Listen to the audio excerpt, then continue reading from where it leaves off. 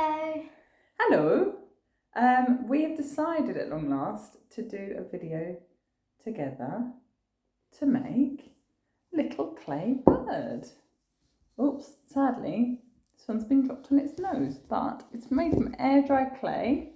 That's in Holly, that's it. We've got Stone Effect air dry clay that you can buy in little packets like that for about £4. First of all, we've got one a bit the size of a ball, like a tennis ball sort of thing. And what we're going to do is roll it into a ball or between your hands. You can decide this way or that way. That's right. Emily's got a little bit less. Look, put yours next to mine. She's going to have a slightly smaller bird. I don't know. You don't mind. Right, so first of all, what we're going to do is push our thumb, sort of making a thumb pot, into the bottom of our ball. Like some people do with oranges if they're silly. That's right. So we're going to squeeze round. So I'm squeezing with my hands and turning. So I'm making a hole like this, like you would do with a pinch pot. Which is very easy. And then what we can do is push it together like that. I'm going to seal up. It's like a taco. Looks a bit like lips too. Yeah, it does, yeah. And then what we're going to do is fold over the middle. So we've got two sides. We decide which side is going to be the head and which is going to be the tail.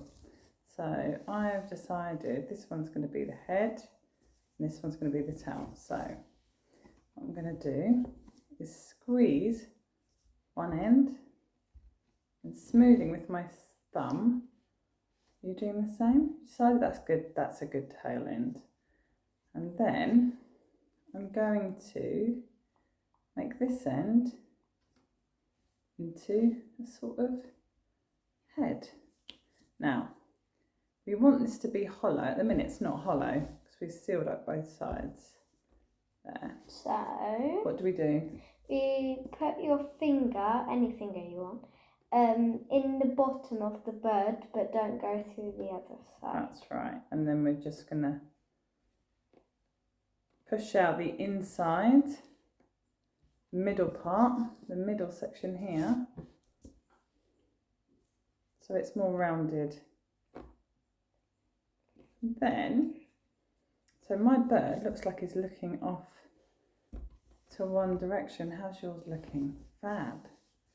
I haven't done the beak because I wasn't catching up with you. Right, okay. That bit of clay goes on. Remember, if you add anything to it, you need to really smooth it in so it doesn't fall apart or crack or come off. Because the problem's when I add it on, yeah, I just stuff it on, so it's not the best to stuff it on because if you smooth it in, it actually grips together.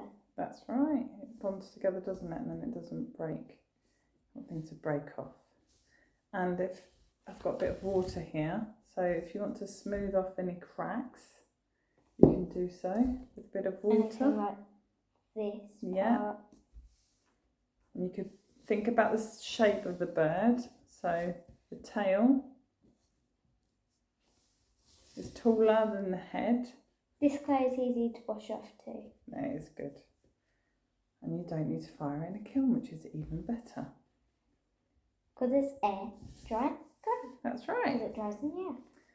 So I'm going to spend a bit of time. You could get a lollipop stick, or if you've got utensils for clay, you could use those to smooth them off, or your finger is just fine.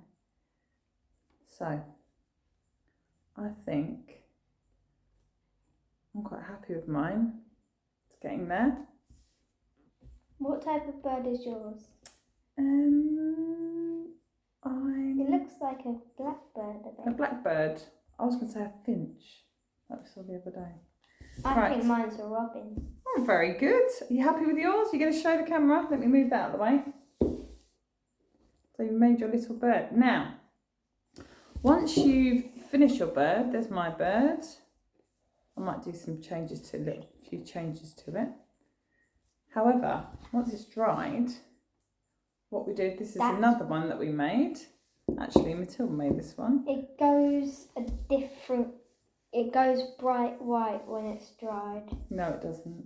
What? This is a different clay. Oh. This one's a different clay. What I was going to say was, it was a lighter colour on this one. This one will dry a bit darker, but it's fine because we use this stuff. That You don't made it have to go use. white. You can use just acrylic. This is watercolour ground, which I've used on this one. I painted it with this. I did about 2 coats of watercolour ground, let it dry. Dries pretty quickly. And then I could use watercolour paint just to paint over. This one's done with ink. So it's got a little line, couple of eyes. And this one is done with blue and yellow. And ink as well, actually. Ink. Kind of like paper that's been made into liquid and you it's paint like it that. over and then It you is can like use that. watercolours on it. So I hope you found that useful. And hopefully we can do a few more. Yeah. Okay, cool. Bye. I hope you had a great time making these birds. See you soon. Bye.